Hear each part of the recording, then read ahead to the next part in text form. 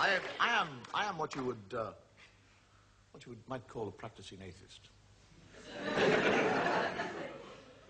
I'm quite happy to be an atheist because I think actually God likes atheists better. We never ask him for anything. We're not bothering him all the time saying, oh God, please help me, I want this thing. And as a practicing atheist, there's certain things that I travel around the world, and no matter where I go, somebody called Gideon leaves me this book to read. It's an Irish book because it says it all began at the beginning.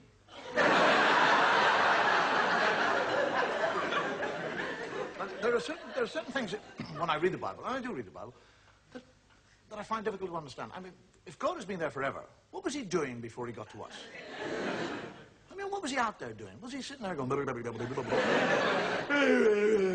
bored today, what'll I do?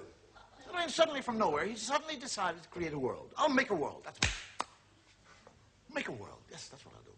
Rivers, seas, boom, mountains, boom, everything's there. I want a garden. I'd like a nice garden. Whack! Garden meat. Hate gardening. Need a garden. Ah, gardener, spit and dust. Adam. Hey! And he, Adam, never once says, where in the name of God did I come from? I mean, he's 40 years of age. He has no child and he has no recall. He doesn't say, how did I get here? But he's quite happy. He just kind of trundles around the garden, working away. And God is looking at him. And he sees that Adam is happy.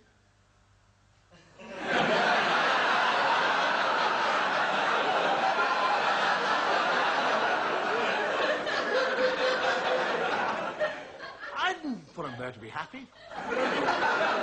I'll put a stop to that. And God, during the night, sneaks down like a thief and steals, doesn't ask, doesn't request, steals it. His rib. And from his rib, he makes woman. And Adam wakes up in the morning, he's a real thickie. He's lying there, and there's somebody else, he doesn't say, where did you come from? How the hell did you get here? Where did you get those lumps?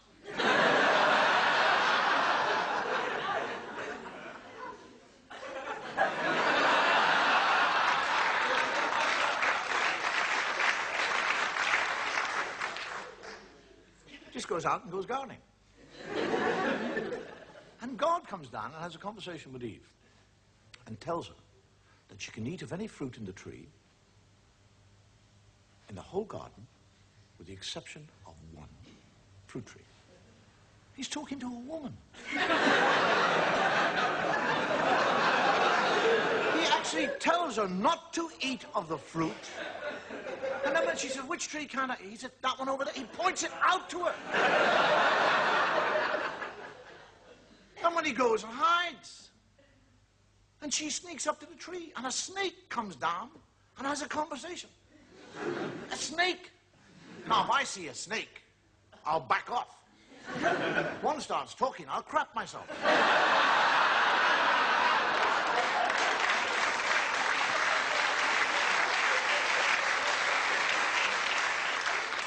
And the snake actually convinces her to eat the apple. And she eats the apple. And when she eats the apple, she learns shame. That's what happens when you eat apples. Now, she's not ashamed that she's disobeyed God or that she's eaten the apple. She's ashamed of one part of her body. That's all. She becomes ashamed of that area of the body. Now, why that area? Why not her elbow? Her nose. Do you actually realize that if Eve had been ashamed of her nose, every woman in the world now would be ashamed of your noses? You'd all be sitting here tonight with little nose knickers on.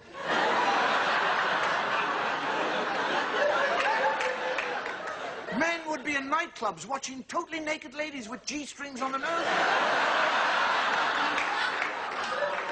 Take them off. Oh, I saw a nose. And this is the book. This is the book that you'll go into court and place your hand upon. And swear to tell the truth, the whole truth,